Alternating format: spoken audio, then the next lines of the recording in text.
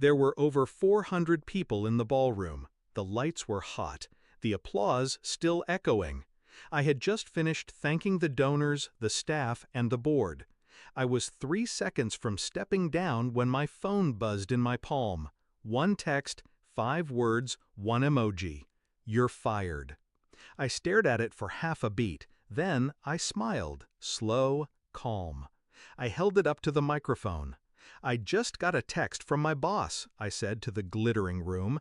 "It says, 'You're fired.'" Smiley face. Silence.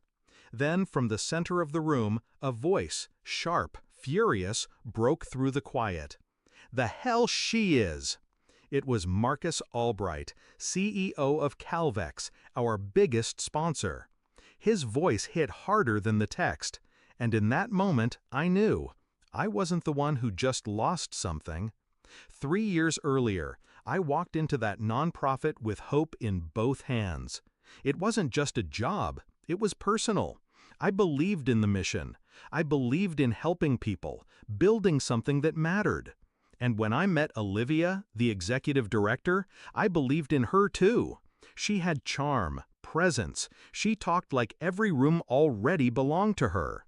"Stick with me," she said my first week, "and I'll teach you how to run it all." I did more than stick.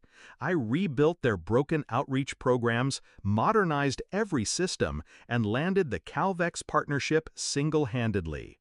She praised me in public, took credit in private. I didn't care, not at first, not until the cracks turned to cuts. The betrayal wasn't obvious at first. It was in the way she started excluding me from calls with the board, how my proposals suddenly came back edited, stripped of substance, fattened with her buzzwords. She started using phrases I coined, without acknowledgement. Then the Calvex renewal came up, and she tried to send her protege to the meeting I'd spent months setting up. I pushed back, politely, firmly. That's when things shifted. First, the compliments stopped. Then the meetings disappeared from my calendar. Then the whisper campaign started. Too ambitious, hard to work with, doesn't respect hierarchy. I kept my head down and kept producing results. Because I had leverage. What Olivia didn't know was this: I documented everything. Every contract I negotiated, every sponsor email I sent. I had receipts, screenshots, even a recording of her telling a staffer, "If I don't cut her now, she's going to outshine me in front of the board." She was right. I didn't want her seat, but I wasn't going to let her shove me off the stage either. I knew she'd try something at the gala. She couldn't stand how much attention I got every time Calvex praised my work. Couldn't stomach how their CEO requested me by name to host the night. So I planned for it. I had backups of all event logistics, hard copies of sponsor communications, and, most importantly, I had someone else watching, Marcus's chief of staff. I'd warned her, something's coming. I just didn't know it would be a text. That text. On stage. 5 words meant to humiliate me. Instead, it backfired so hard she'll still feel it next year. When I read the message aloud, the silence was instant.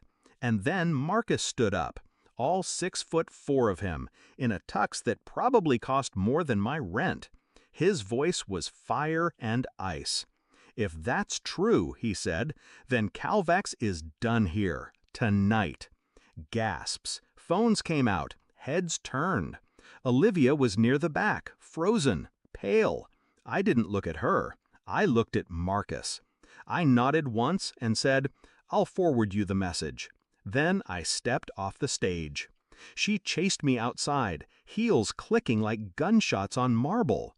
"You made me look like a monster," she hissed. I turned, calmly.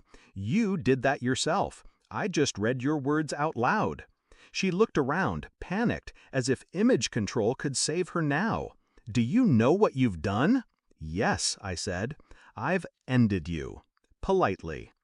Calvex pulled their $2.5 million partnership the next day. So did 2 other sponsors. I didn't gloat. I didn't post online. But I did accept the private offer Marcus made me that week. to lead Calvex's new philanthropic foundation. Triple the pay, full autonomy, a seat at the table. No text emoji required. Now I run my own team. I choose who speaks, who gets credit, who is protected and empowered, not punished for shining too bright. I don't look back often, but when I do, I smile. Because Olivia thought she was ending my career in front of a crowd. Instead, she handed me the mic, and I rewrote the ending.